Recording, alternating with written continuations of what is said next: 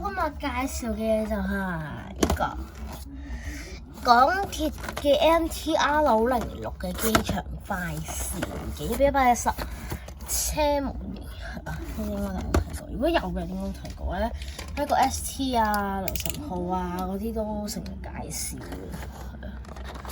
呢個真係好多人都成日一定會介紹嘅車模型咯，因為真係抵過你買100七嘅。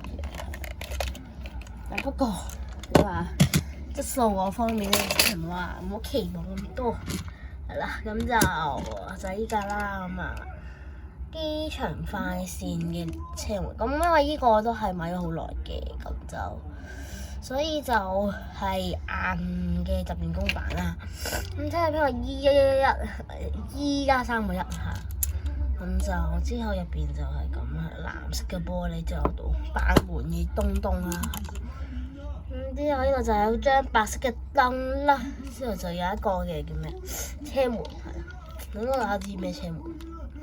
咁啊藍色嘅車頂啦，係啦，就唔係湯米考嘅，湯米考咪行得太耐，灰色嘅係啦，就係咁應該係啦，呢個就應該係原始嗰個版本。咁就070啦，係啦，咁就應該入邊係咪有行李架？未睇到，係啦，就係咁啦，係啦。太平門咯，窗整得好大，加3000個尺添。嗱，咁啊，啲窗嗰啲就應該係行李架嚟嘅呢啲位置。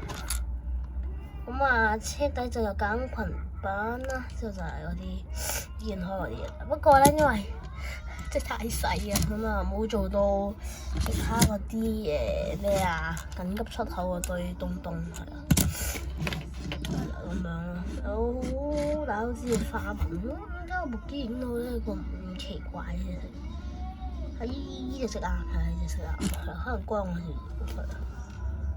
咁啊，攞2019年版權係啦，就有扣啦，係啦，咁樣啦，係啊，咁好啦，今日記住 like， 夾翻嚟，今日記住 like 嘅 subscribe，我哋再見，拜拜。